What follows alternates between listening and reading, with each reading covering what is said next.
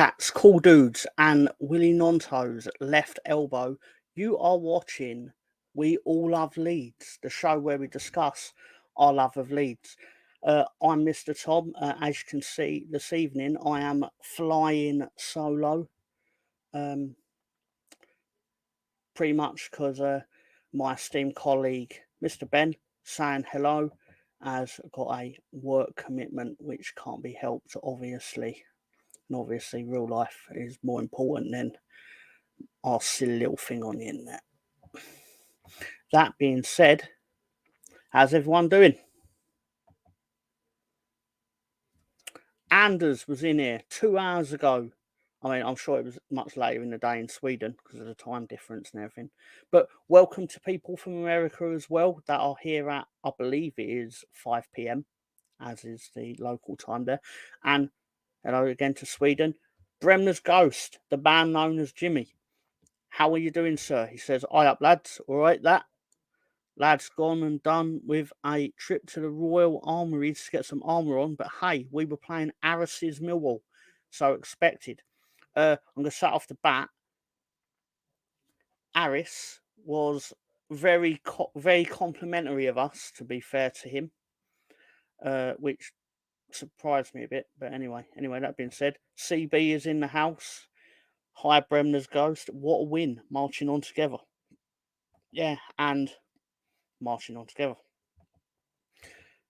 Russ Morgan is in the house. How are you doing? Well, it's a big house, clearly.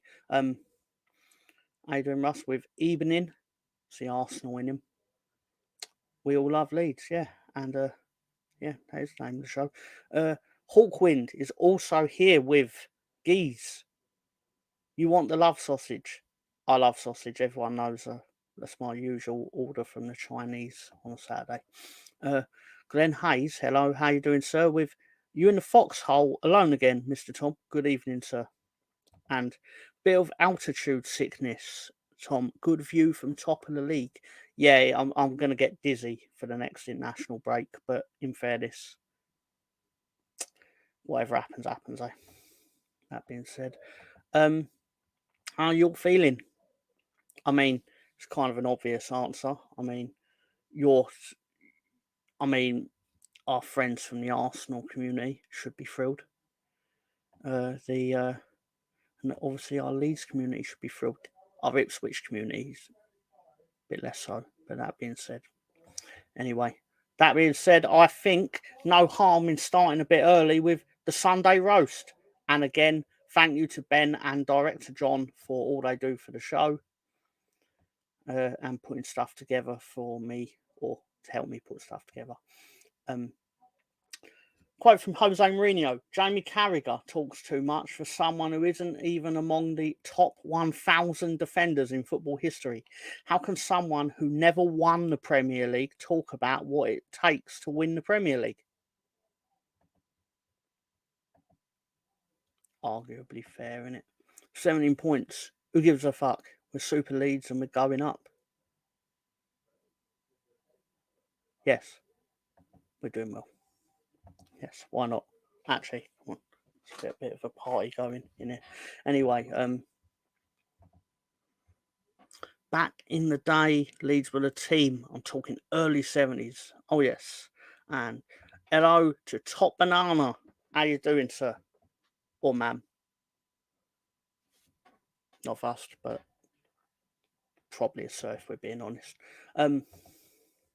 That being said, I've got exclusive footage of the post-match handshake between Jurgen Klopp and Ten Hag.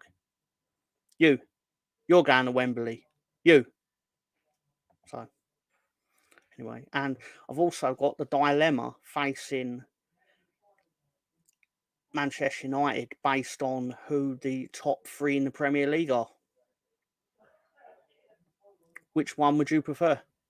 Arsenal first Premier League in 20 years, a City four-peat, and Liverpool 20 league titles. That's enough to make any scum fan sweat. I'll start by saying thank you for giving me a heads up on the Leeds page doing scum watch-alongs. I no longer have to dirty myself by watching. I think that's more one for Ben, but I'll pass it along, Glenn. He has strong feelings on these things. We are top of the league. Said we are top of the league. Yeah, it's been a while since we could say that, to be fair. It feels... I suppose I'm more surprised by it than anything, if I'm being honest. But saying that, not that I want to upset our Arsenal friends, but I couldn't help myself. That night in Moscow, everyone remembers Liverpool's night in Madrid, Chelsea's night in Porto, Man City's night in Istanbul, and Arsenal's night in the round of 16. It was a good night, though, to be fair. Penalty shootout went well. Thank you, Mr. Tom. Okay, kind eagling. My personal favourite here was AFTV putting out a tweet that said, "It's lonely at the top," to which El's dog said, "Lonely? Motherfucker, that's crowded." It'd be like us saying it's lonely at the top when our lead is 1 point. But anyway. That being said, speaking of losers, Tottenham didn't have the best weekend. They were top of the world this time last week. Hello, BX, how you doing? Esteemed Arsenal fan, but loyal viewer. He's a good lad. And this was Tottenham last week. This is the opinion of Jasper from The Simpsons, of course. Old man Jasper. We're going to get that 4th Champions League spot. But this weekend, well, easy come, easy go. Life comes at you fast, Jasper. Lightning fast, mate. Lightning fast. Any of them winning the league is distasteful, isn't it? I would argue that Arsenal leaves the least bad taste in our mouths, based on the fact that they're not Manchester United. Whatever upsets Manchester United will amuse me, though, personally. So, anyway. But I'm a petty man. I'm a small and petty man. That being said, the Premier League, hey, Spurs are back, everyone. And they're back doing what they do best. Fucking it up. Pardon my language, of course. Look, regular viewers of this show will know that I'm very into following along with the old social media during games and what clubs do and why they do it. I imagine this is the meeting that takes place based on what happens approaching half time in a game you're not doing well in. Put out a tweet, something like "work to do in the second half, but not so lame." Followed by Spurs putting out the tweet, "work to do in the second half." They didn't do good work in that second half, to be fair, arguably. Anyway. Kind of hope Villa win it to piss off the big... Win it. They had their chance. They couldn't even beat Sheffield United away. It was the game just before Christmas, I believe. You can't beat that Sheffield United team. You ain't winning shit. To quote someone from a 1980s blaxploitation movie or something like that. Anyway, what we gonna do next? Spurs go into a mid-table team. Oh God, this is always death. Saying that, speaking of Spurs, this is the list for the top scorers in history of the Premier League. And didn't Jimmy Greaves score over 350 league goals? Come on, get up, you've been warned. Everyone knows football was invented in 1992, sir. Yeah, but then their owner has a helicopter. It doesn't seem very fair, does it? Wow, okay. That went in a direction, didn't it? But I do love our chat. Yeah. They're nice guys, really. Anyway, UEFA have just realised we've not had a Champions League match between Arsenal and Bayern Munich in a while. Live footage of Bayern Munich on the hunt for North London clubs. There they are. Oh no, not again. Arsenal took a trip to try and get away from Munich. Bayern Munich. Where have I heard that name before? Arsenal eliminated from Champions League after 10-2 aggregate loss. Oh no! Anyway, sorry to my Arsenal friends. I couldn't help it. I couldn't help it.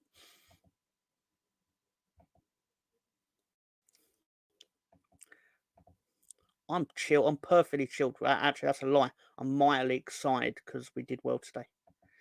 That being said, anyway, the Premier League put Harry Kane away for his brutal trophy failure, but he's moved to Bayern and now he's gonna get revenge on Arsenal. Yeah, I kind of found that before he got injured, like by putting his leg through the net.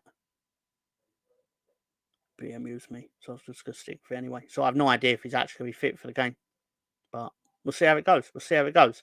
And no doubt we'll follow along with their fortunes on the We All Love Leeds show. Anyway, back to Leeds. We're in the Leeds boardroom, want to sign players. We in the Leeds boardroom want to sign players with attitude. They're edgy. They're in your face. You people at the Yorkshire Post have heard the phrase, let's get busy in the midfield. Well, Seth Johnson is busy. Harry did what? Yeah, he injured himself. He hit the post with his leg or something. Injured his ankle. Oh, no, apocryphal tale or not, the Seth Johnson contract negotiation story and financial misdemeanours meant that Leeds' finances died on their way back to the Championship. Sad times. You spent $5,200 on goldfish? Sorry, everyone. Couldn't help it. If you can't laugh at yourself, who can you laugh at? Anyway, that being said, breaking records and his shins. Yeah, that's certainly what he did. Also, for everyone's benefit, it's 17th of March. Happy St. Patrick's Day from everyone here at We All Love Leeds. Better times. It was either this or sticking up a photo of Patrick Bamford. But that didn't seem in good taste. Anyway, are you ready to talk about the game? Well, even if you're not, I'm going to anyway. So, let's go. Yep. I thought Seth Johnson was going to be... He was potentially a good player, but obviously...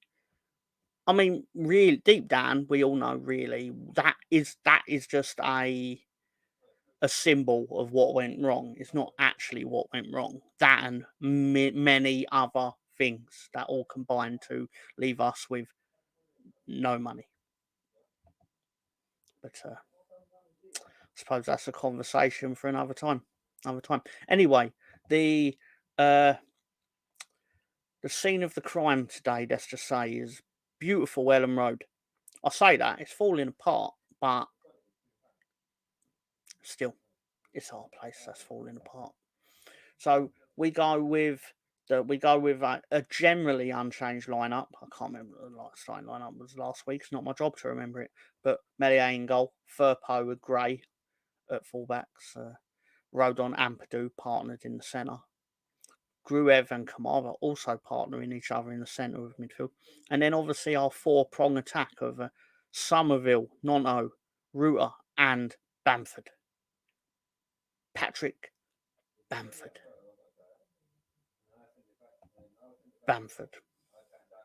So I can't stop saying it. Millwall lined up with one change to their 11, blah, blah, blah. Cooper at centre-back. Remember the name. Excuse me. Remember the name Cooper. He might come up a couple of times. Tanganga. I'll see the battle with the Tottenham loanees as well, arguably. Cooper. Obviously, we've got Rodon. They've got Tanganga. I thought he had a solid game, to be fair to him. And yeah, that being said, this is how they line up. We're a standard 4-4-2. Although I suppose that would turn into a 6 when they were on the defensive. Fleming, Obafemi up front. Although it felt like a lot that they were operating with one man up front, but well. This is how the gods of Leeds lined up. Solid, but little apprehensive. A team, I thought. Archie in the middle, I think it's over faster in my humble. The thing is that the way Kamara and Gruev play as a pairing, are you willing to really break that up? Like, what I find going to be interesting is when Pascal Stoich's fit. Because are they going to move Ampadu out of centre back, and then are they going to move Gruev out of midfield? But at the same time, what do you do with Archie Gray? I mean, these are dilemmas you all want as a team.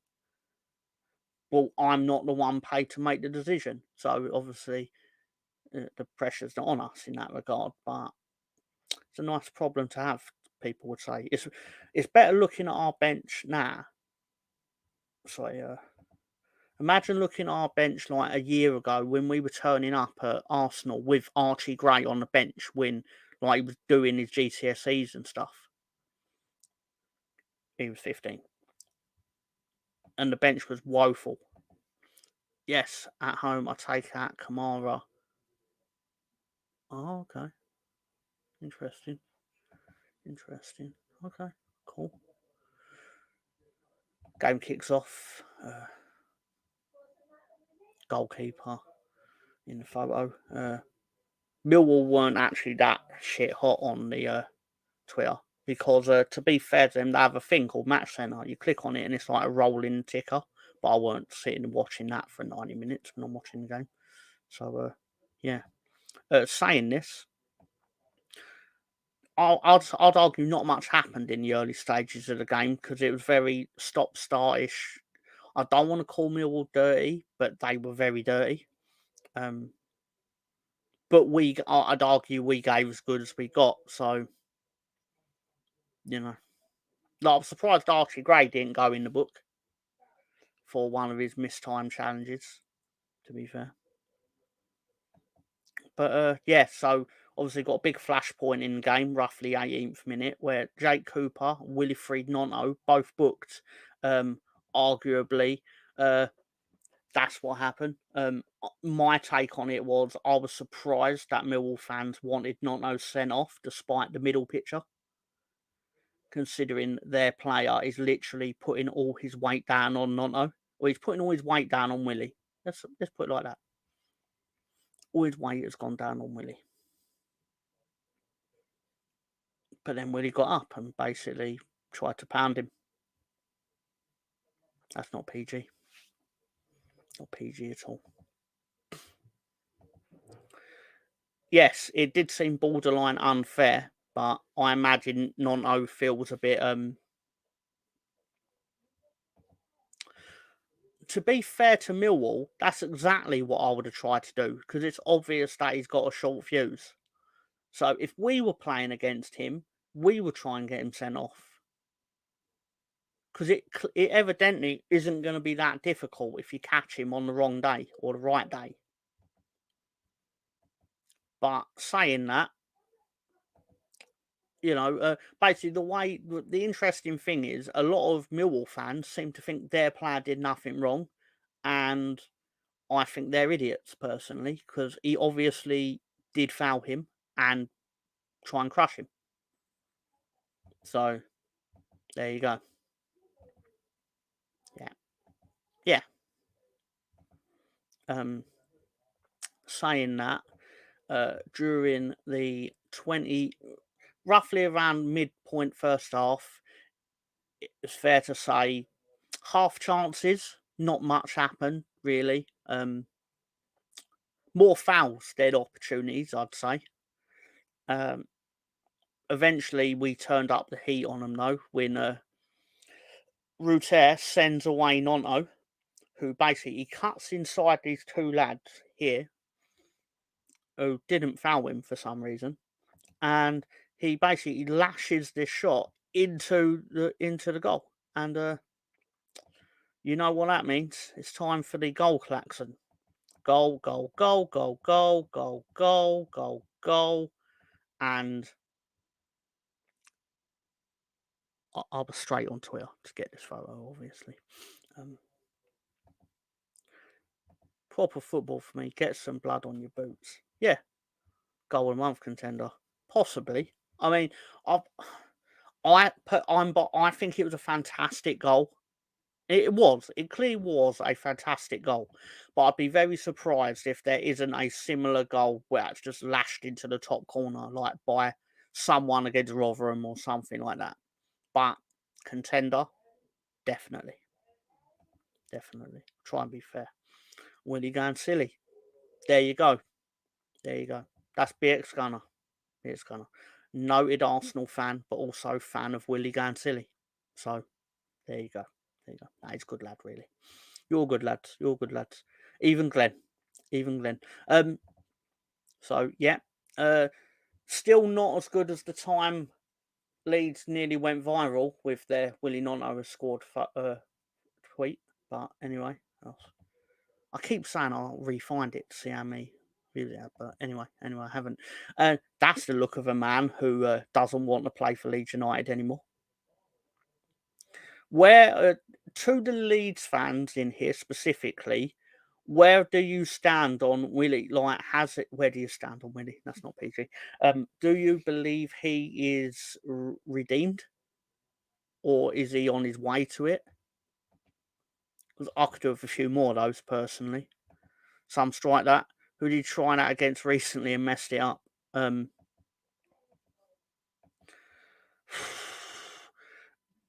know what you're talking about. It was Huddersfield, wasn't it? He tried to cut in on Huddersfield and he missed. Well, he didn't get the shot off, or it was something like this. But I admire I admire anyone who goes into a situation where they know they're not likely to be received positively. It's through his own doing and his agent, etc. But he got picked for the Italian under-21 team today. I mean, kind of proving that I could be wrong, but I'd argue it proves that the agent was wrong. You can absolutely play your way into an international squad in the Championship. I don't know exactly, but I'll be very surprised if he's not 21 by now. He's probably going to be 2021. I could be wrong. If Ben was here, I'd take the time to look it up, but then there'd be dead air, I suppose. So I won't do that. But yeah, so it's Willie's Raw. I mean, they call him our lion. I mean, there's a million jokes you can make about that. But no, stop it, not like that. Leeds' goal reaction was come on, Leeds. Zovic with Willie everywhere. He should even be on the pitch. Lucky Leeds strike. Well, Nash is a bit of a fool because if you're going to say something like that, you really need to get the grammar correct. He shouldn't be on the pitch. We shouldn't even be on the pitch. I mean, you're wrong. Like, I think the yellow card was very fair. What he did warranted a yellow card, and that was it. Brad says Starboy. Tom Davenport with Willie slams in hard, and Jax with that was a missile right from Willie. Anyway. Hello, Alex. How you doing, sir?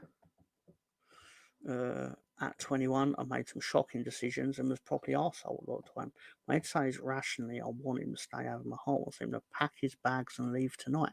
Well, no, I admire you admitting that. I mean, ultimately, we're just supporters of the club. To the club, we're just the lifeblood of the club. Like, our opinions don't really count for much, but in the scheme of things, where is Ben, Mr. Tom? Mr. Ben is at work. He did notify me yesterday, I believe, that may be the case. Bless him. Now I'm just an arsehole on the internet. To be fair,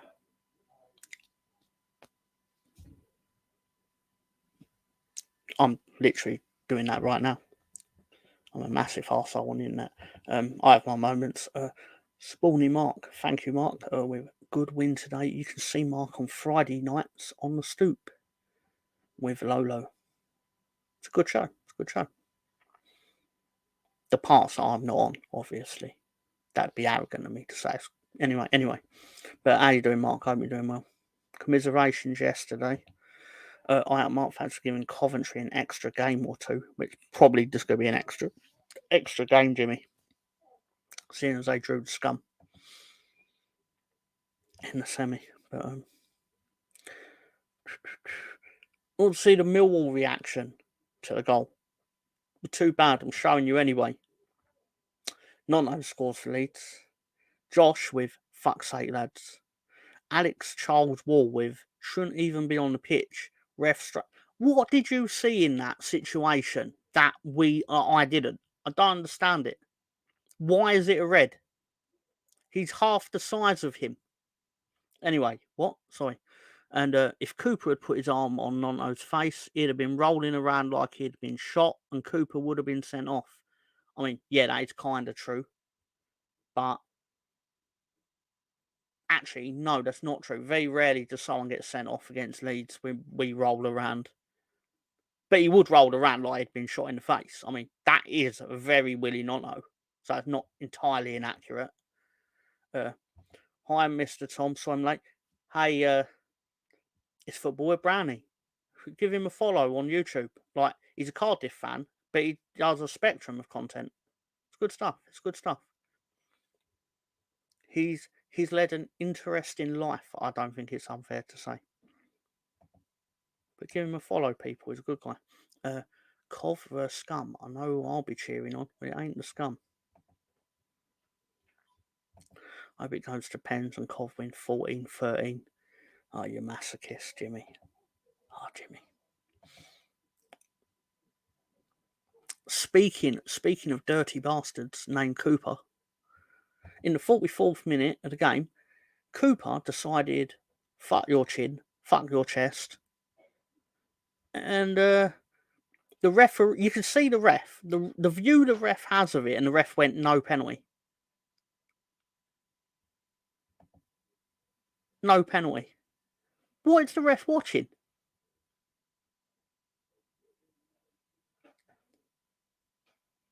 Keep in mind, he's already yellow carded for trying to flatten Nonto. And he had multiple tackles.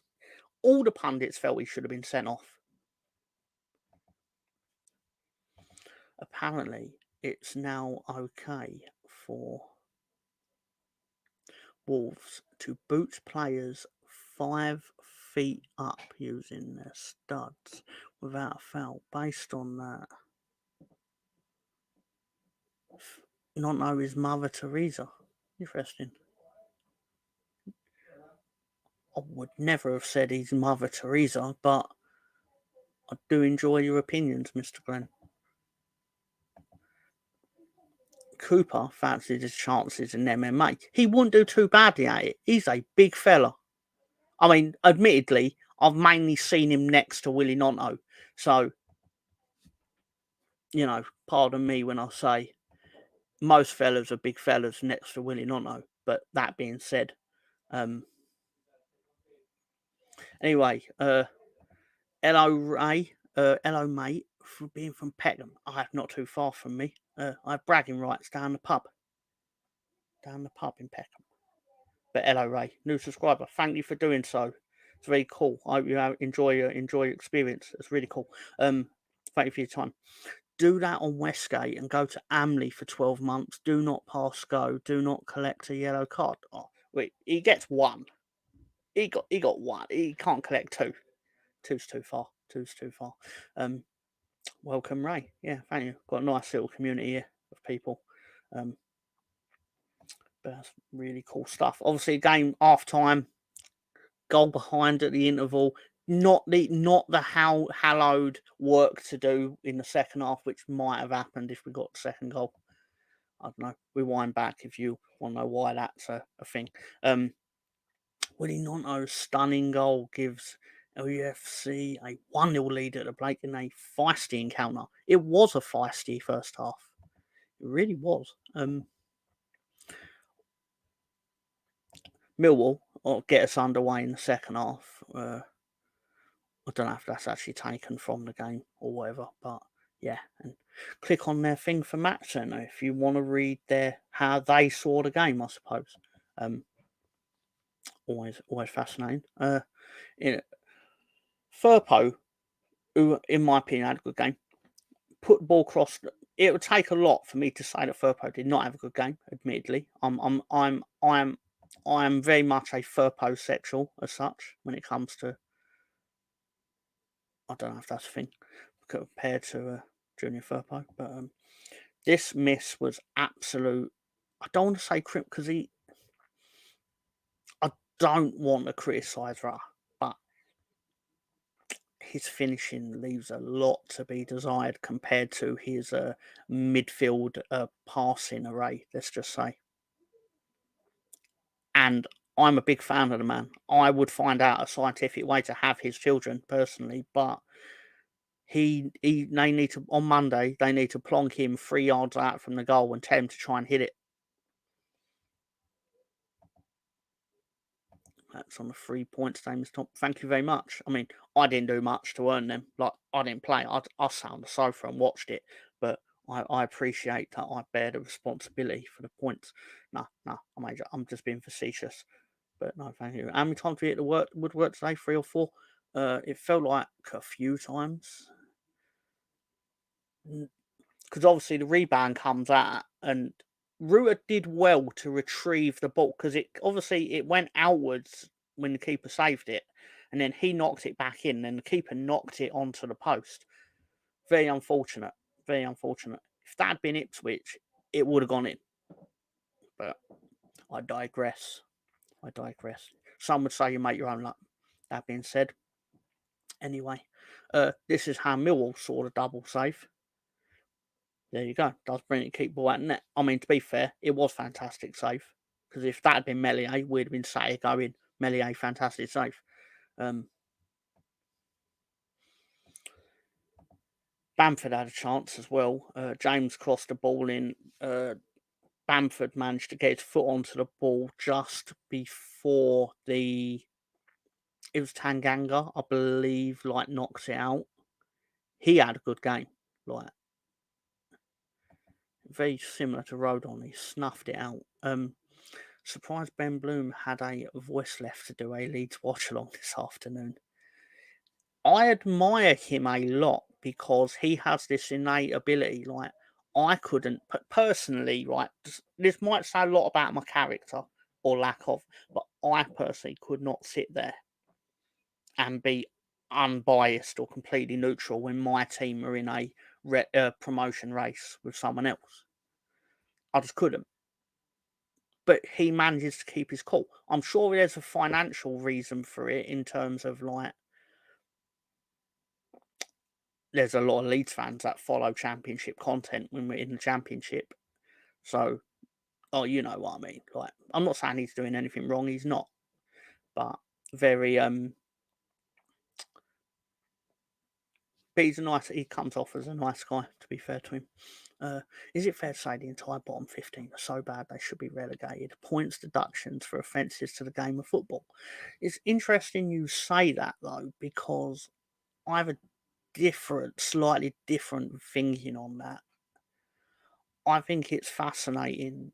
I want to give Millwall, I'm going to give Millwall a lot of credit for today because they really did not want us to get that second goal.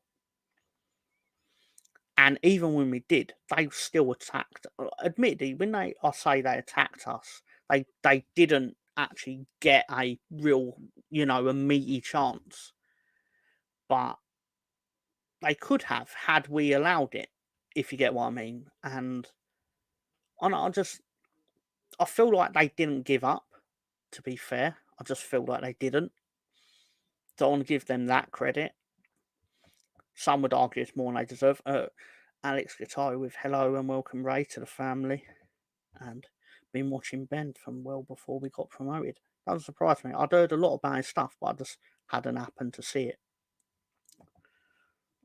Ben used to tell me about Ben all the time. Thank you and cheers. Saying this, now we get into arguably the pivotal moment. And what's pivotal mean? That's not even a word. Good thing Pink Cushion's not here to tell me that's not a word. He was so drunk celebrating us going up last time. It was hilarious and as heartwarming as several bottles of. Arguably, obviously, in an ideal world, we'll go first and they'll finish second. But until that becomes a tangible possibility, we've just got to try and the probably is a minimum second, right? But yeah, I like when nice guy, like good things happen to nice people, sort of thing. But speaking of good things happening to nice people, Bamford gives the ball to Firpo, who gives the ball to Anthony, who gives the ball to Bamford, who gives the ball to Anthony, who gives the ball to Ruter, who puts it across goal. And I'm now just going to sit here and relive the moment where it felt like Daniel James had 72 years to set this shot up.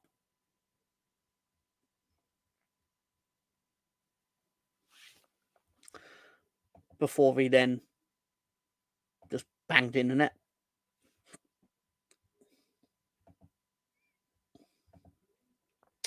Leeds, Ipswich and Hull to win playoffs. That's certainly a take. Controversial one. And a great ball, but it really was. Like I say, he's an assist master, but not a shooting one. End of the season, as long as we have a P next to our name, I'll be happy. A perfectly sensible take, sir. Did he hit the defender in the Nadgers? Hopefully. No, seriously not. But but this is my favourite bit. It was just collectively, I suppose, all our bollocks dropped, right? Because it felt like he gave them time to like put 5 people on the line.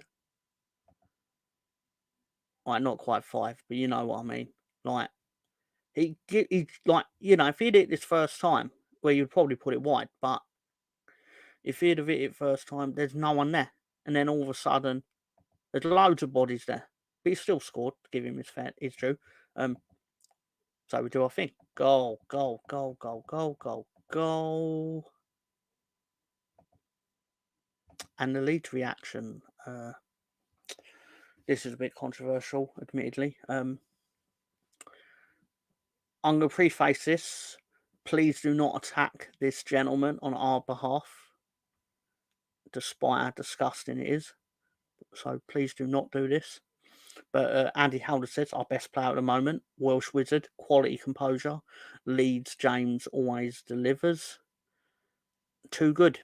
And Harrison with, oh well, didn't leave our mates in Istanbul. It's not really anything to do with football, that though, is it? And you probably shouldn't say things like that because of football. Not very nice. Not very nice. And yeah, lovely stuff. Gav Bell want to come back to the Premier League next year, join up with half the Dragon squad. I'll imagine him dragging Ruter to the golf course. What sort of item do you think Jorginho Ruter would wear at the golf course if that came to it?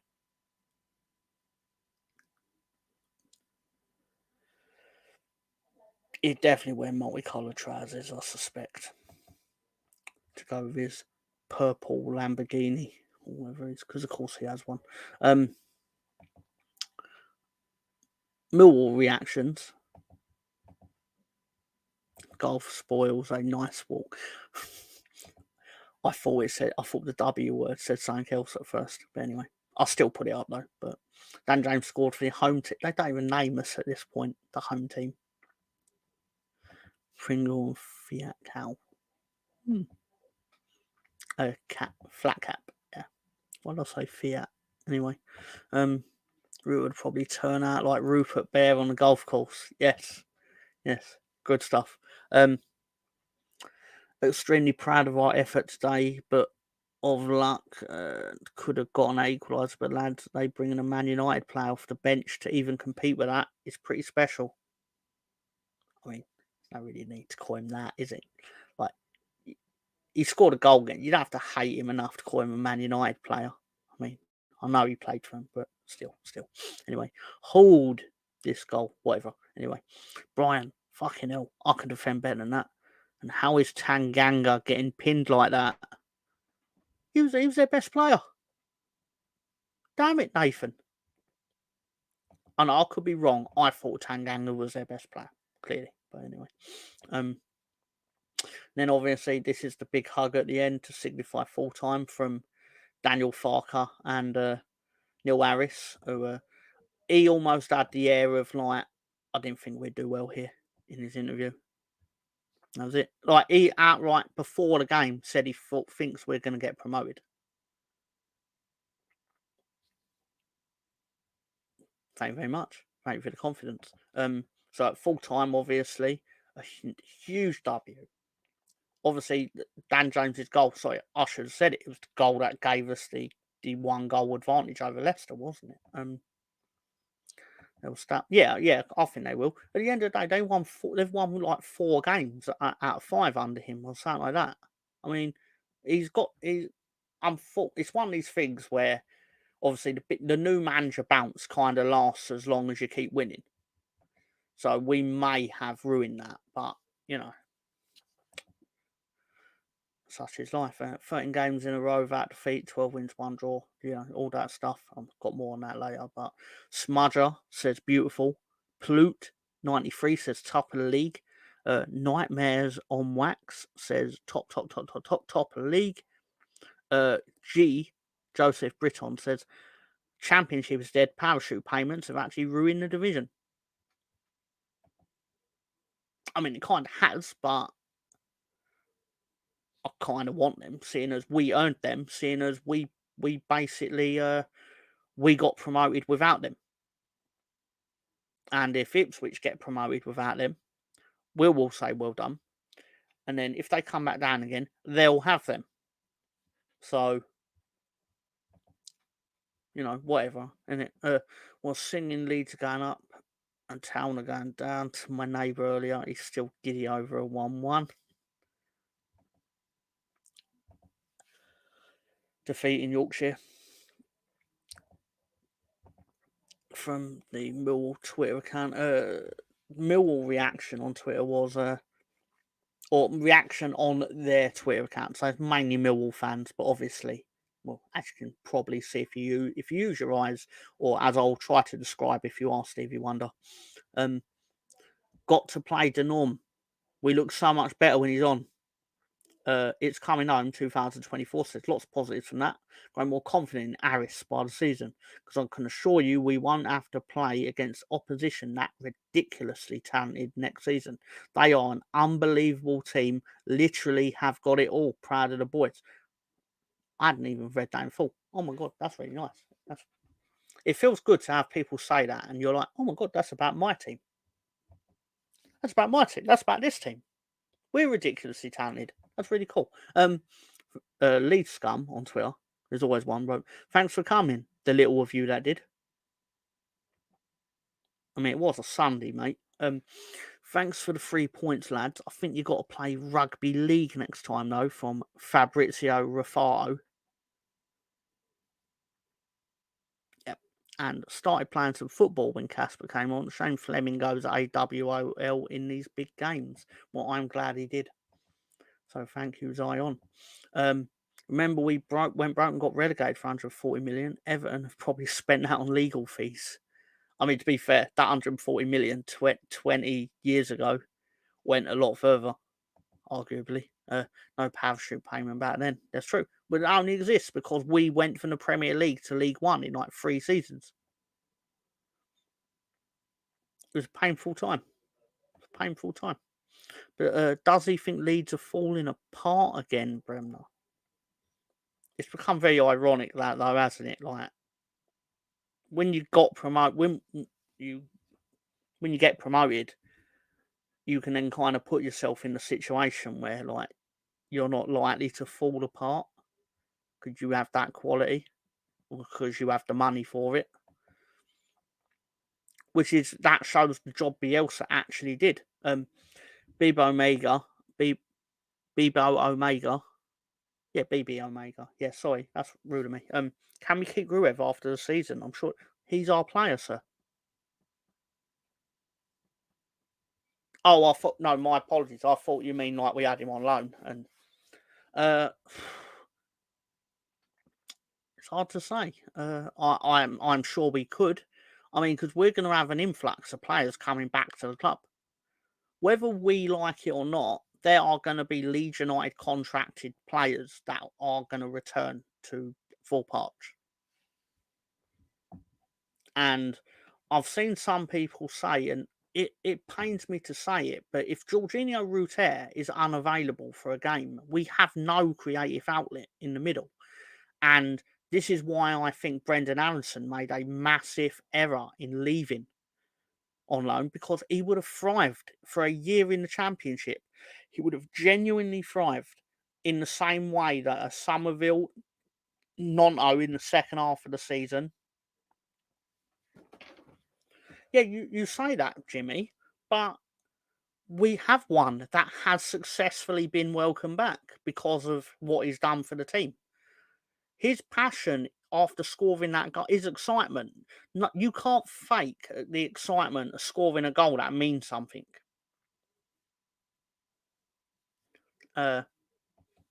Ireland, he's a proper cheesy bell end.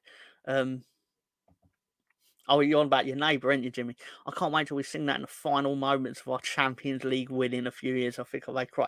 Oh my, if that happened, I'm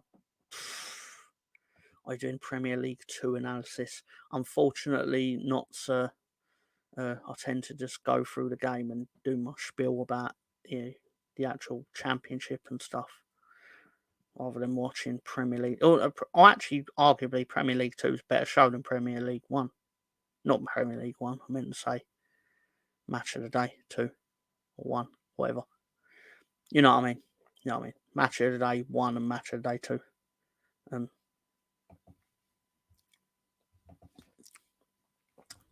2.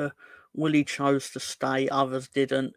The difference was Willie was 1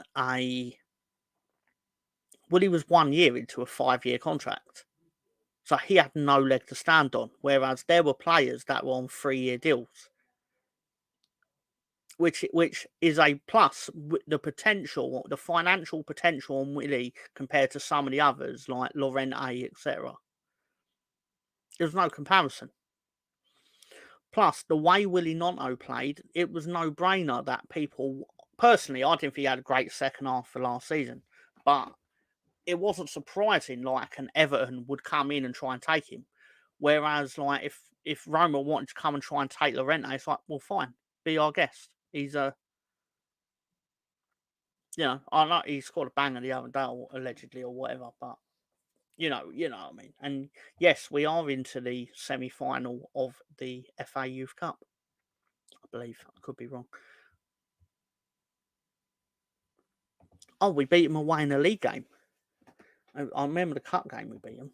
Annoying as hell how easily sports players can break contracts. Contracts aren't worth the paper they're written on. The thing is, though, the Leeds United regime of the past would have sold Willie Nonto. They would have gone, oh, we don't want an unhappy player disrupting the locker room and all that. And they were like, I don't care if he wants to disrupt the locker room. How can he disrupt the locker room if he's not allowed to change in there? Or if he's not allowed to train with the players? How do you disrupt a team you're not allowed to be around? And it's because you didn't want to be around them. That's your choice. He suffered. We basically held our ground. Again, unlike what we usually do. And arguably, we've won in the end. Because he's trying his arse off for us, and we're reaping the benefit of having that player instead of the £20 million from Everton, or whatever it is they were going to try. And basically, even if we sold Willie Nonto if we get promoted and sell Willie Nonto in the summer, we will get more money than if we'd have sold him last summer because we're in the Premier League. Assuming we make it. I don't want to get too presumptuous, but you know what I mean. I could be wrong, but that's just what I feel. Glenn Hayes with the mere fact I want to say, oh, fuck off, Willie, you treasonous bastard, I think shows why I'm out on no. You're perfectly entitled to feel that. I'm just going by what I feel about it as well and things like this. If people are upset by his decisions, that's absolutely fine because you're entitled to feel how you feel about our club. But at the same time, it doesn't help him when he's out there for us to boo him, sort of thing, if you get what I mean. Hating him during the games doesn't motivate him to do better for us in games that are quite important. Whichever side has the power club or play. Yeah, again, very sensible. And to some degree, we abused it in the sense of, well, no, you can't go where you want because you're not at the back end of this very long contract we gave you a year ago. So, that being said, no problem. More annoyed with Harrison. I can tell you who is annoyed with Harrison. I bet you're not more annoyed than the Everton fans are. They are not happy with him because he's not. He's doing what he did for us, bang average. He pops up every now and again with something of quality and things like that. That makes you think, oh, it is worth having that sort of player in the team. But not often enough for my liking, personally. Don't get me wrong, he scored a goal that kept us up. You know, polite golf clap, well done. I would have done unspeakable things to him if he'd asked on that particular Sunday afternoon. However, he didn't ask, and then he fucked off to Everton. So whatever. Anyway, well, there's anything wrong with that. Anyway, so BB Omega says, well, he seems to have changed his mindset. No, that is. I as I said, I feel his demeanour after scoring the goal was of someone that felt part of the team and that it meant it meant something to him. And I won't take that from him. I imagine next year or in a few years' time, he will do an interview where he says he regrets his actions last summer. I'll be very surprised if he does not do that. Allison comes alive when the windows are closing. Yeah, it's like a contract year player. I think it's like a thing in basketball. Like they raise their game when like they know they're in negotiating window, like they're about to go to the negotiating table. Yeah, fair. Yeah, I know exactly what you mean, mate. Could be true. Could be something to that. Obviously, Jorginho Rutter was awarded the Sky Man of the Match for obvious reasons. I mean, the numbers are simply 58 touches, 12 in the opposition box, blah, blah, blah. 4 shots on target, 4 shots, 1 on target, 2 chances created. Basically, his 2 chances created were assists for both goals. That's why he's got it. I believe he's now got 16 assists this season, as opposed to the 15 Sky claimed. But still. And the man himself, with his customary, I don't know if you see it on the Leeds Twitter page, sorry, X or whatever, but let's go, guys, although much louder. I can't help but feel joy when I look at that man, because he seems like a very happy man. LUFC Data, it's a great Twitter follow, with loads of stats about Leeds. I've compiled them over like 20 years or something like that. Leeds, Liverpool, Man City are the only clubs in the top 4 tiers of English football to be unbeaten at home across all competitions in 2023-24. It's quite handy we didn't have many home cup games, but still. Fortress, some would say. Also, of note, Due to the goalkeeper, Leeds have kept 10 clean sheets in the first 13 league matches at the start of the calendar year for the first time in the club's history. It's the best defensive record to the start of a calendar year in Leeds' history. Again, credit to the defence, credit to the keeper. I'd still like him to catch the ball more, though, personally. But that being said, 13 wins, 13 matches, 12 wins, 1 draw in 2024, 28 goals, 3 conceded, 10 clean sheets, 37 out of 39 points. We have picked up a staggering, and it's genuinely staggering, 37 from 39 in 2024. I believe the next closest is Ipswich with something like 20 or whatever it is. Say it's 31, arguably, whatever it is. I don't know off the top of my head, but I saw it earlier. It's like Ipswich and Norwich. Controversial outburst alert. If we got promoted and we offered 30 million for Somerville, but could get Matt. Oh, it's a great question. If we got promoted and offered 40 million for Somerville, but could get Mavadidi for 30, would you do it?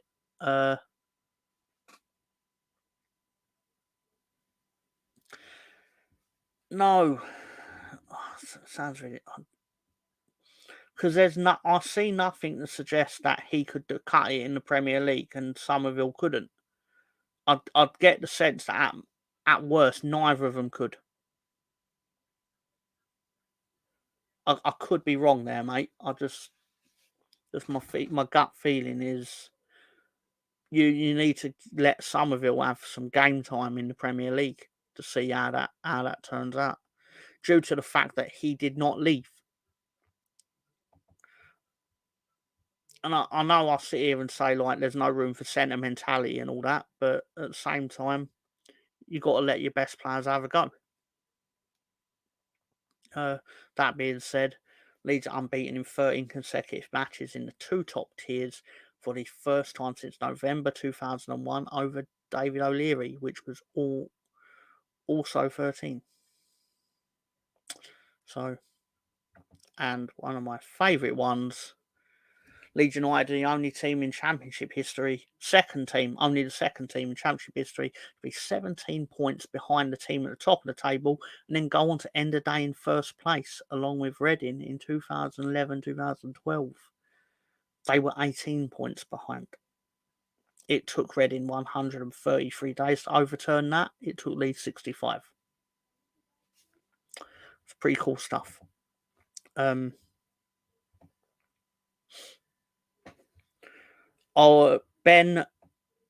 good friend Ben, Mr. Ben, made a thing for us.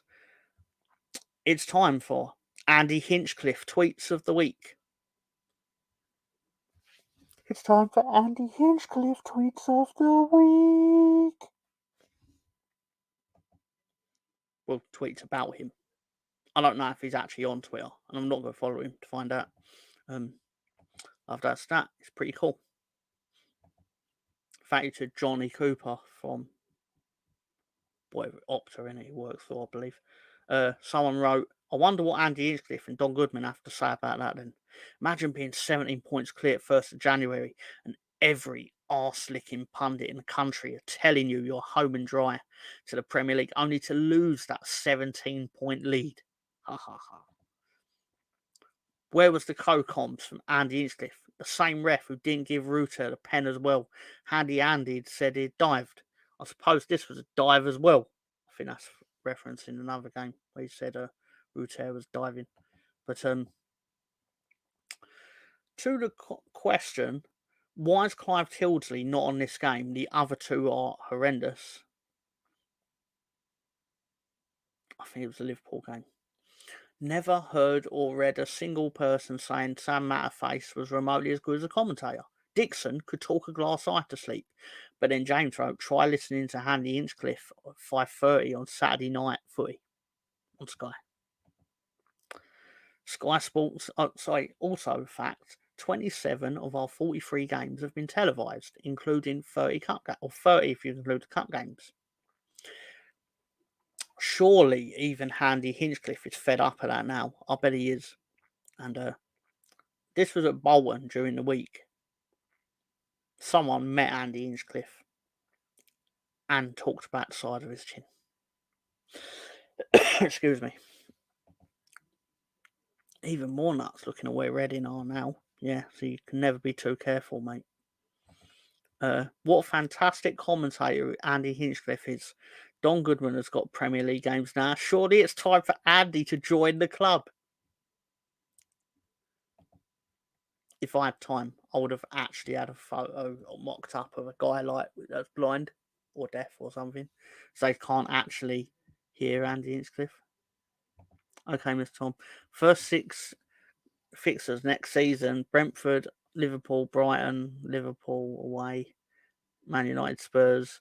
At best, we'd probably get 3 points because with the reality is, and I'm not saying defeatist, it's we never do well at Brighton, and generally our survival won't really hinge on results against the Big Six because a lot of teams at the bottom also don't beat the Big Six. It's that little mini league where you play against the teams that are not in Europe. Again, I could 100% be wrong. People go, "Oh, you have no faith in it." I'm like, no, I'm just realistic to the quality of the Premier League and why we didn't really uh, push on after the first season and why we came unstuck a bit. Because you get punished for every mistake, generally speaking. In the Premier League, in the Championship, sorry, it's a lot more forgiving, I think it's fair to say, because of the quality is slightly less. But the actual commentator in today's game was Lee Hendry, and I've got something for him as well. Sorry, Arsenal, yeah, it's mad though. It is, and Inksif is a twat. Uh, Comments on Lee Hendry. Lee Hendry is absolutely, because he actually did colour commentary for our game, the analyst role. He's absolutely clueless. Can add Lee Hendry to the ever growing list of shite commentators.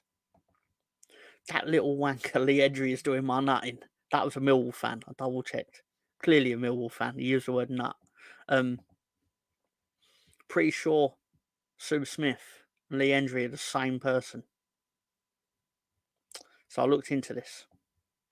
Someone else tweeted, "Have you ever seen her, Sue Smith, and Lee Hendry in the room at the same time?"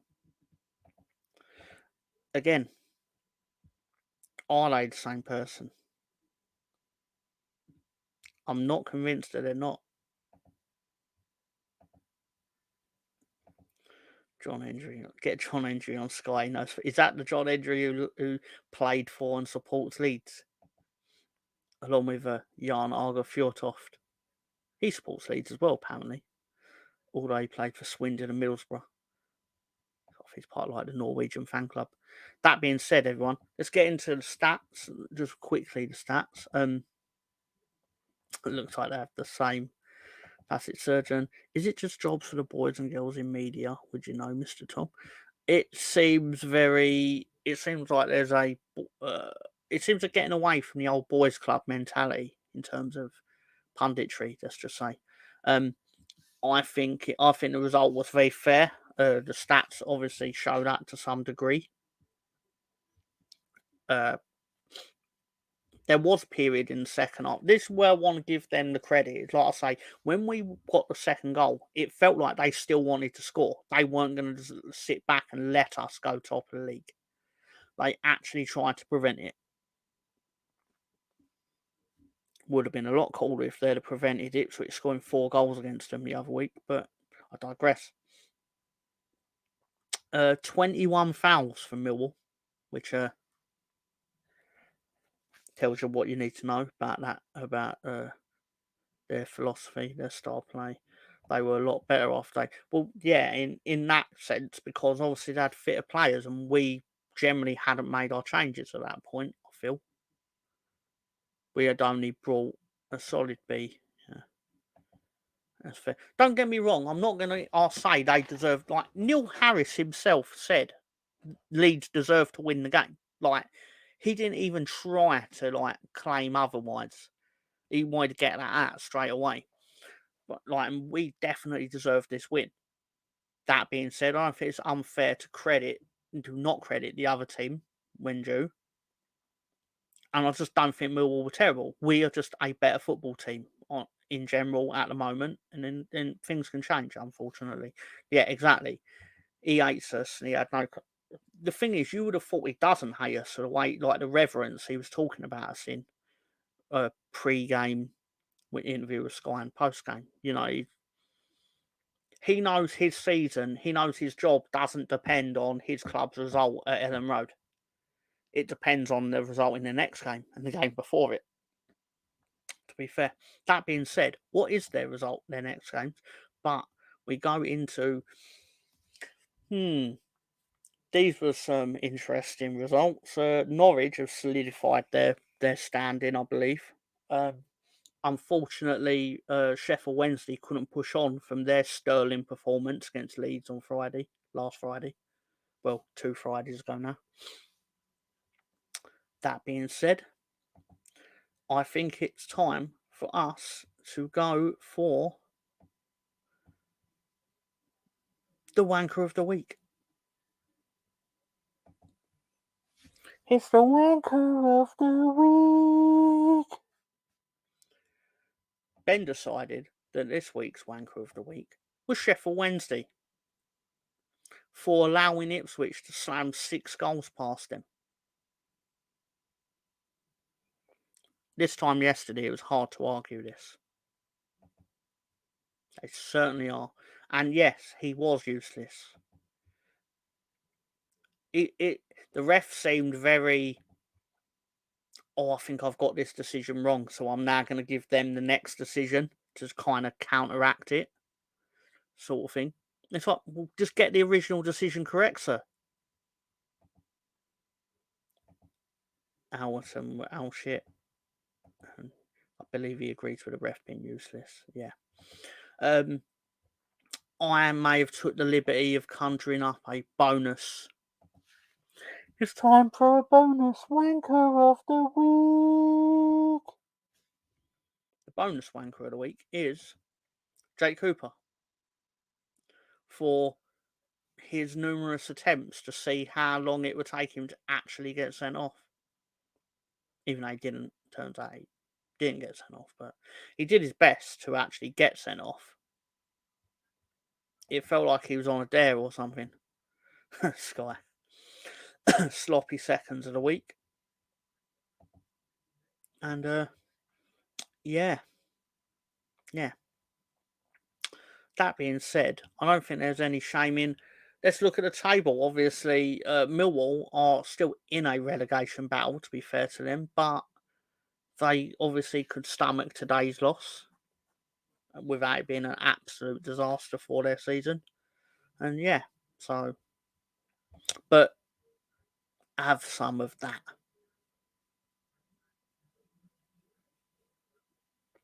Finally, Leeds United have made it to the top of the EFL. It's a place to be anyway. Yeah.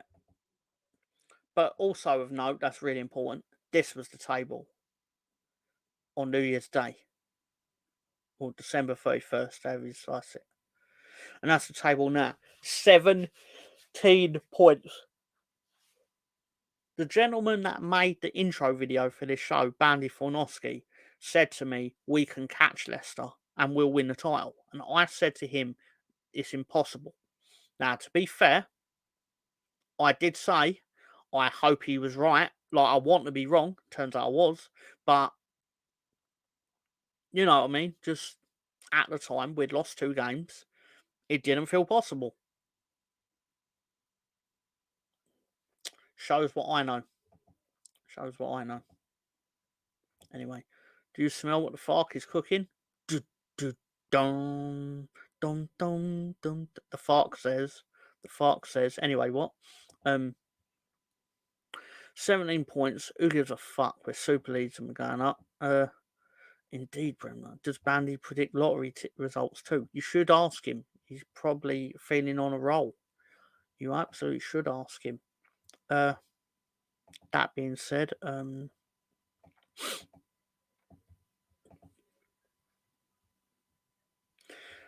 This was obviously Ben correctly predicted this because he said it'd be 2-0.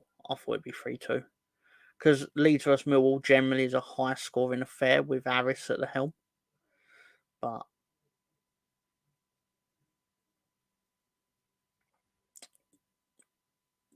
quietly comfortable with what happened. I mean, we've done well to undo the stink of not beating Huddersfield, let's just say.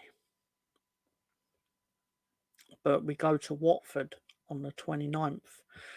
To be fair, this is obviously we play Easter, what is it, Good Friday, and then we play Hull on the Monday.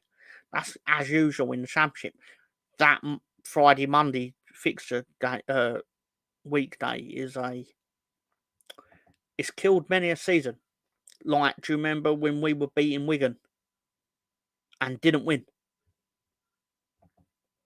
Killed us. Feel like Watford will be a draw. We rarely get points there. Last time we played them there, we won 3-0. But we really should beat them there. I mean, we should have too much from there.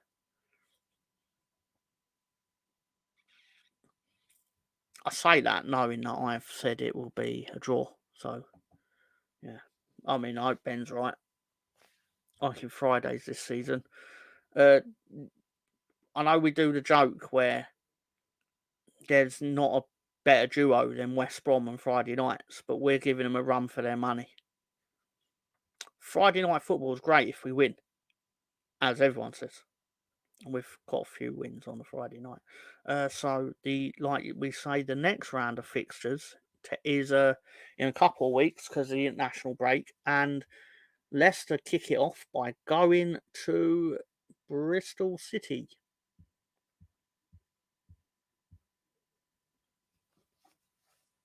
I wonder what it was like for Leicester going out of the cup. Like, we had the experience of like being level with Chelsea and not winning, but how did it feel to then watch us overturn them? I imagine it did not feel great. That being said, Ipswich will go to... My eyesight is terrible. I don't know who they're playing next. Who's Ipswich's next game? Does anyone know?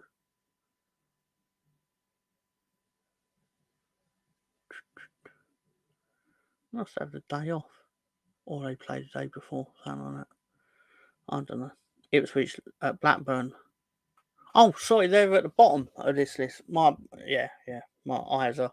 Yeah, they play at Blackburn just before we go to Watford, don't they?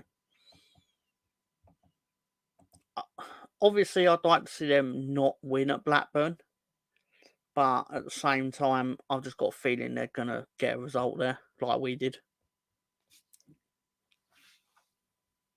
But it would be nice to see Blackburn actually try to stop them, to be fair. Pardon me. Anyway, we are now at the time of the show where it's time for the Mr. Tom question of the week. The Mr. Tom question of the week. Name these players who have played for both Leeds and Millwall.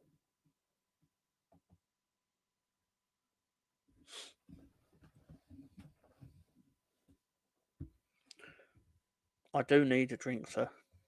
So we have TW, FB, CC, RN, JW, JS, SM, NW, SM, MSTK. I've gone for the rarely used 3-3-4 formation. Morrison, Warner, Charlie Cresswell, Jermaine Wright. You got four of them. Real quick.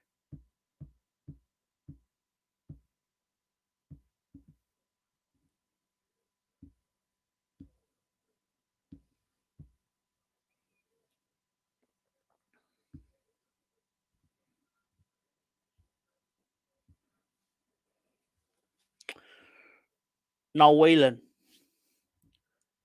Noel Whelan. Matt Smith. Not Ryan Nelson, no, sir.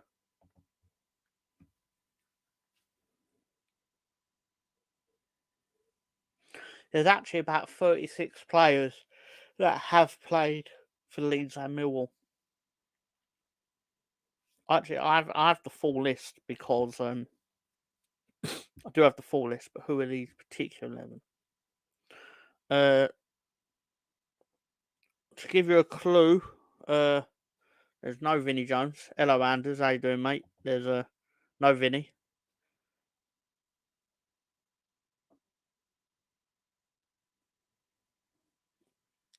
It's a very League One-ish kind of answer. It's no John Sheridan, sir.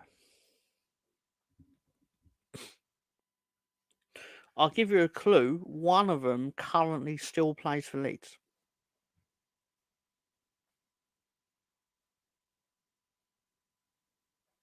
One that you've not said yet still plays for Leeds.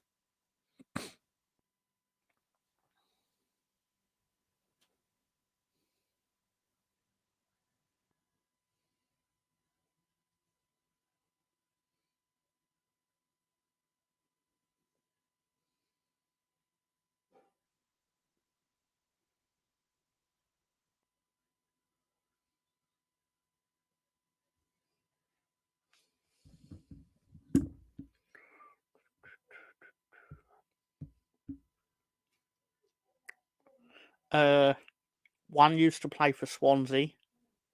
I think one played for Bolton. The goalkeeper is Tony Warner, sir. Formerly of... Who the hell was Terry Wenner-Belty?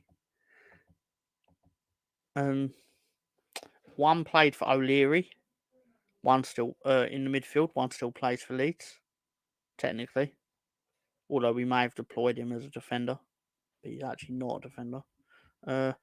And one played for League One Leeds. He was Beckford's strike partner. And he's a local lad, to me anyway.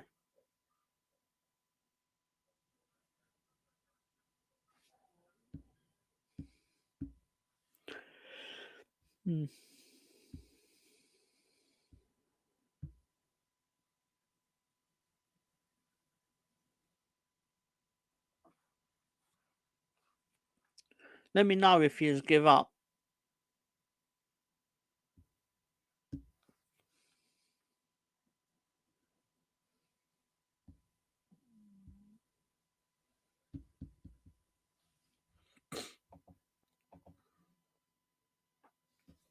I'll give you a minute.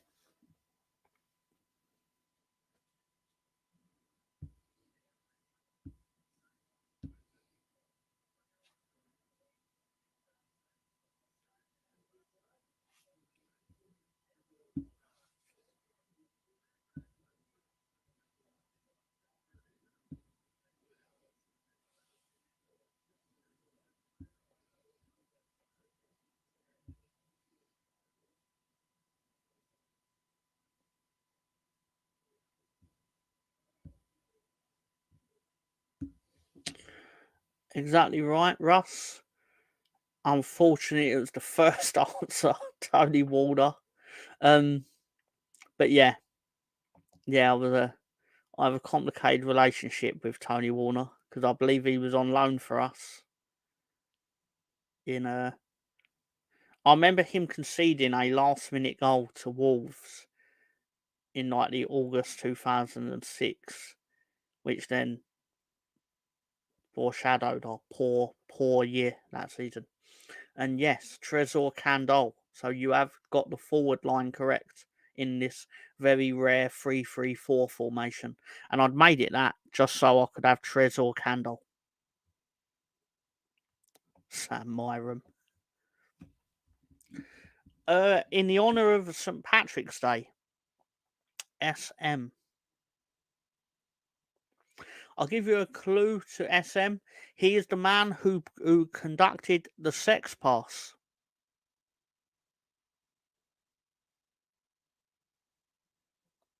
the sex pass to Hasselbank in 1998 at Pride Park in the 5-0 win.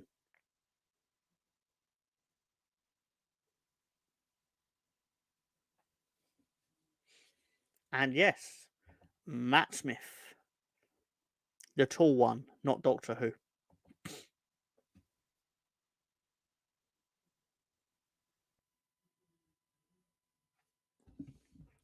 So I believe you are lacking an SM, a JS, a FB, and a RN.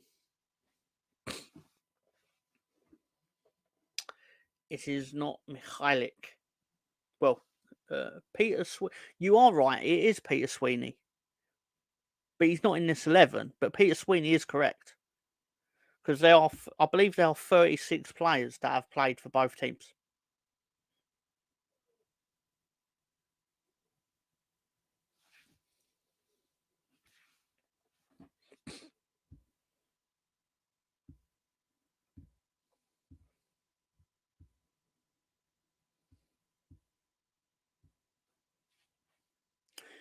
For example, you could have had Paul Connolly, Sean Derry, Dan Harding, Chad Harper. Never even heard of him. That was like a youth team thing.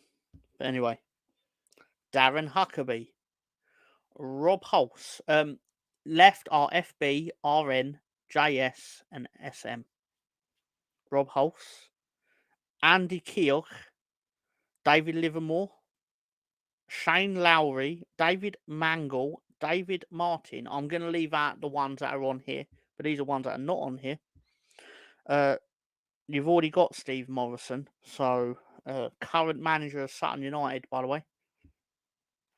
Adam Smith, who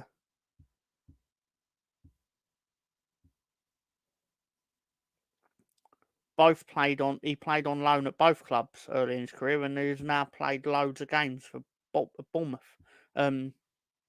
Henry O'Grady from 1933.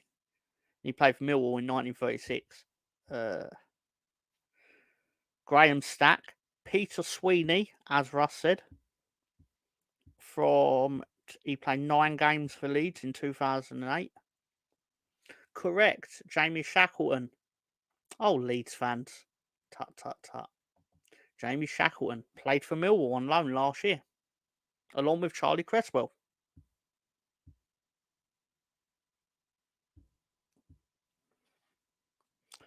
Mike Taylor, Michael Tong,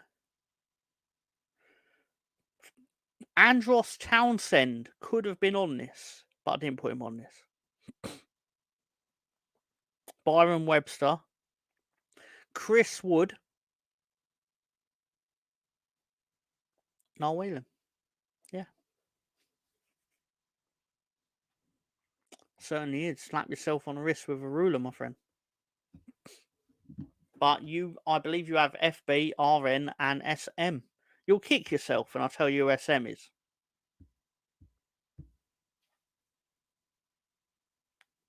I'll give you an entire minute.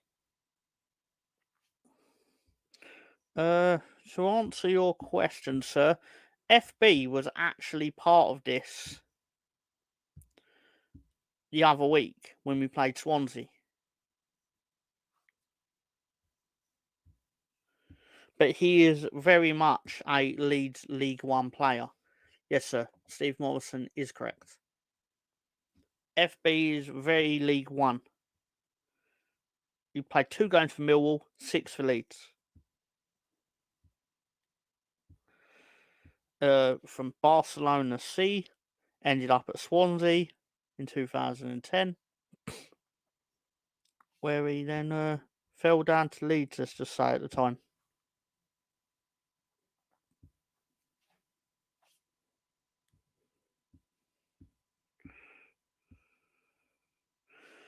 RN ended up playing 324 games for Ipswich, 66 for Leeds in League One and the Championship, and 3 games on loan at Millwall.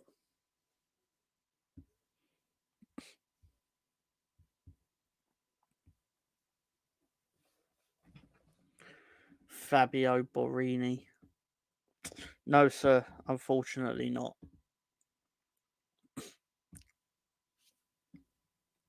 Richard Naylor.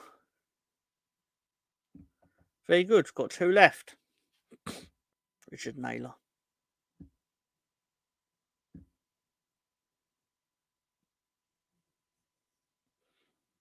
I suspect these won't last very long if we do get promoted and we do one every time like we play Arsenal or something.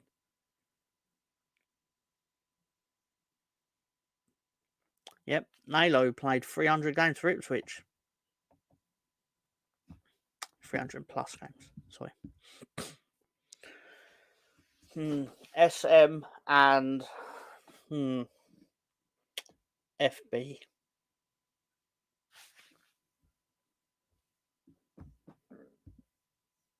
I'll give you a clue. FB is from Argentina.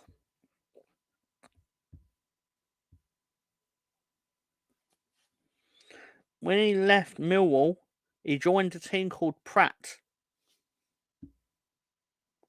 AE Pratt. In Spanish lower leagues.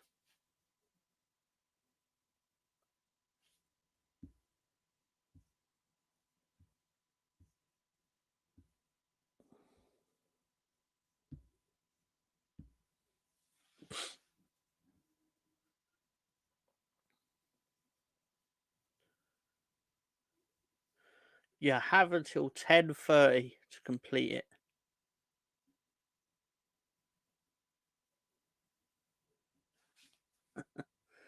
Firpo Bielsa. I'm almost tempted to give you it. What the fornication? Says Glenn Heights.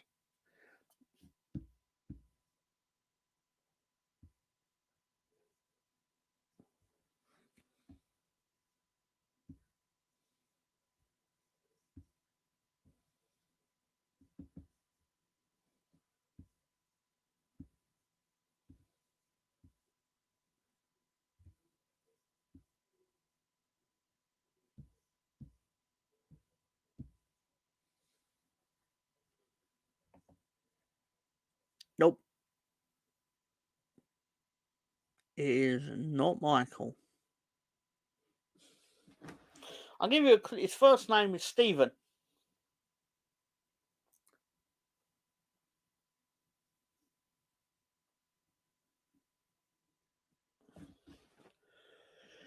His first name is Stephen, sir. It is not Sean Maloney.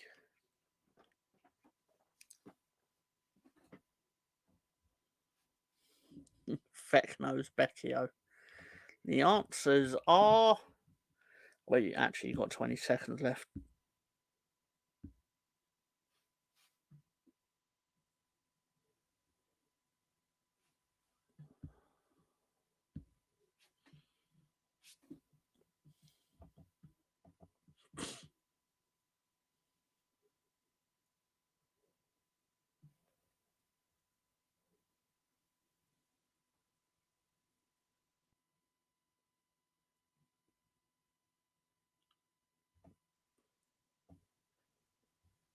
Those are the answers, sir.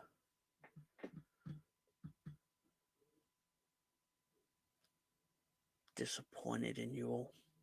Well, apart from Russ.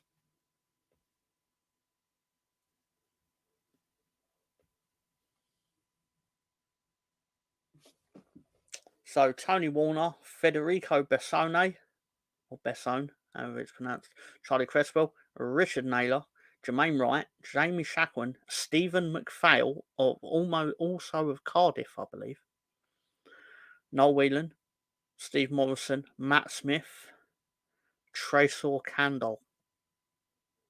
There are not many footballers that have played for both Leeds United and Dagenham and Redbridge, but Tresor Candle is one of them.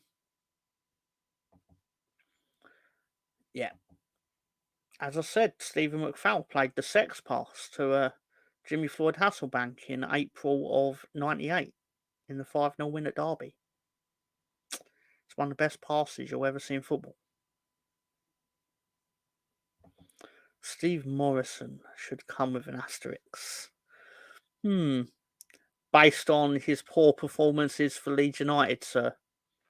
Unfortunately, the game does not account for how good they were when they actually played for the club. It should, but it doesn't. So, yeah. That being said,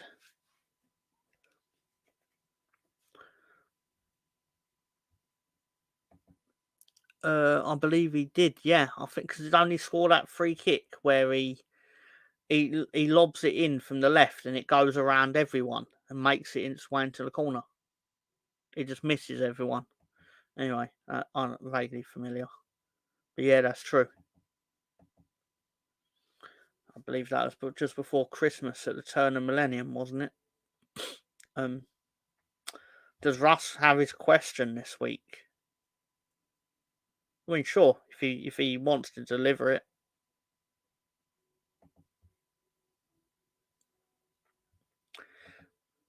That being said, though, I am more than happy to show. I suppose the next time you're. Hang on, this changes things. He does have a question this week. Wish I'd remembered that 10 minutes ago. Yeah. It would have been 1999, Mr. Jimmy. Because it enabled us to be the team that were top of the Premier League at Christmas in 99, which then led into us being top of the Premier League at the turn of the century. We didn't win the Premier League, though, obviously. Because, well, we didn't. But here we go. Here we go. And obviously, I'm not sure whether I'll be back next week with a show because I might actually take a break for the international. Can you name the top 5 players with the most international caps currently at Leeds? Rodon, Dan James, uh,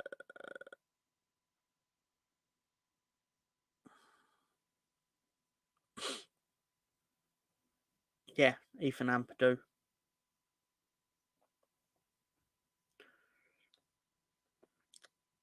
Not the goalkeeper. Willie Nonto, possibly. Okay.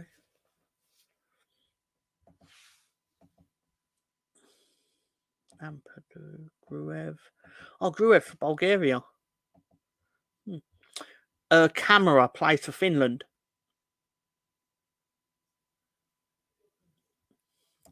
Firpo, I believe, is actually going to be capped by the Dominican Republic for his first cap.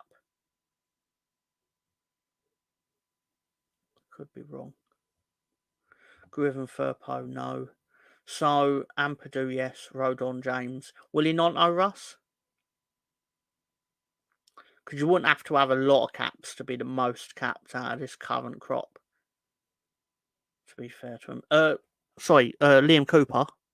Liam Cooper's got a ton for Scotland.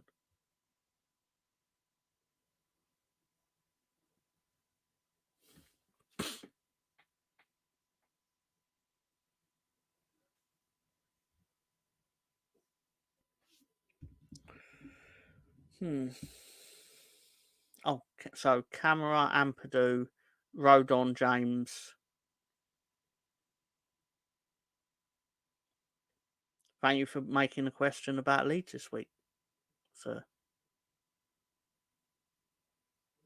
Because it's usually loads of other clubs. All right, so we've got 4. Who's the no? Stuart Dallas, yeah. Oh, that's great. That's great, Jimmy. Cooper. It's Cooper or Dallas. It's one of the two.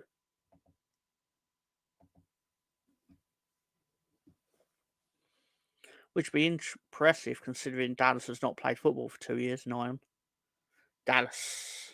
Yes.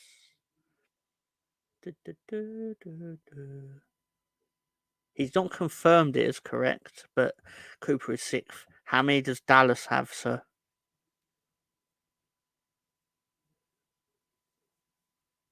17. We'll forgive you a cap, sir.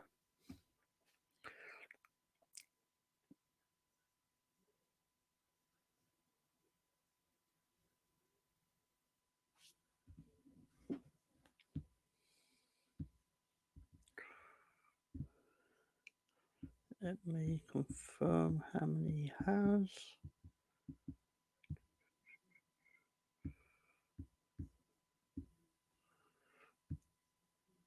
Oh. Is it caps while at Leeds? Because Dallas has 62.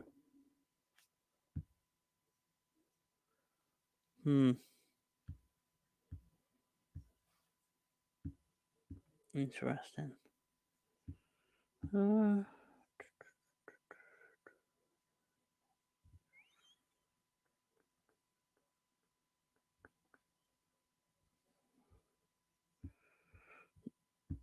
The most caps for England under 21s is probably Eddie Nketiah. Because it feels like he's been in their team for about 700 years. Russ, who is the fifth man?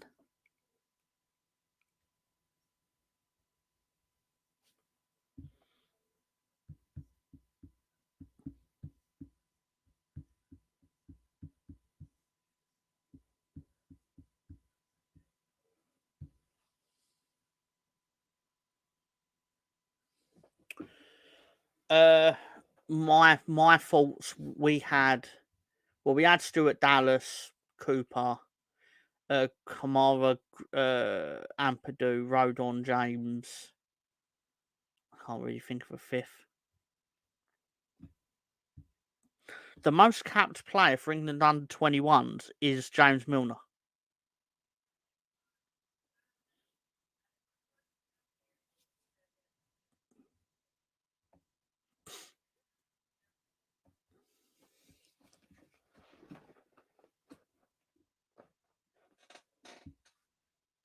James Milner played 46 times for England under 21s, if anyone wondered.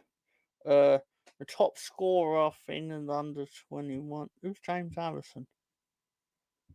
Anyway.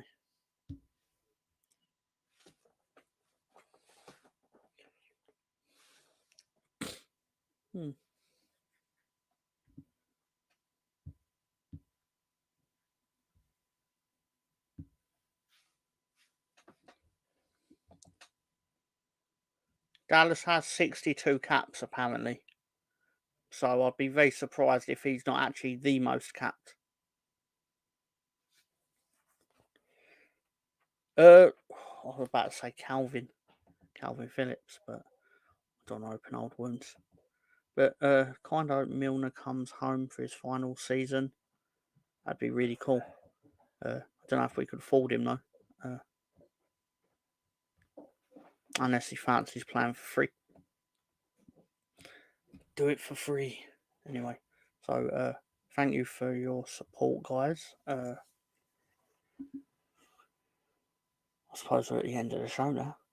And as always, I will remember we love director John, who helped put this together, and any of the fancy graphics that you happen to like, or anything about the show you happen to like, was probably made by him.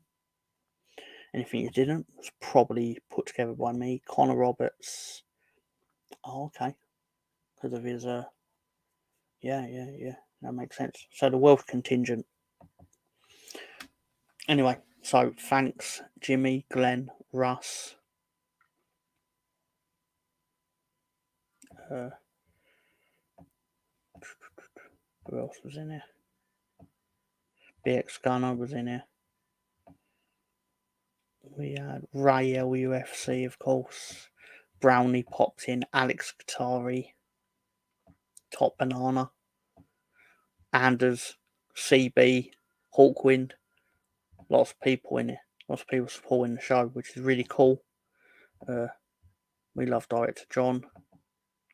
Cheers, or if you can't be good, don't get cool. Thank you all from Russ, and it's been emotional as always. That being said,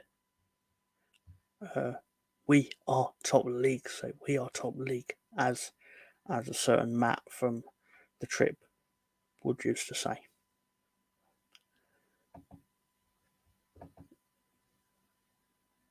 Seriously, that's pretty cool. That's amazing. Awesome. I'm glad you enjoy it. Sir. But that being said, going to leave you with some other shows that we're mildly connected to. So have a good week, everyone. Leeds, Leeds, Leeds.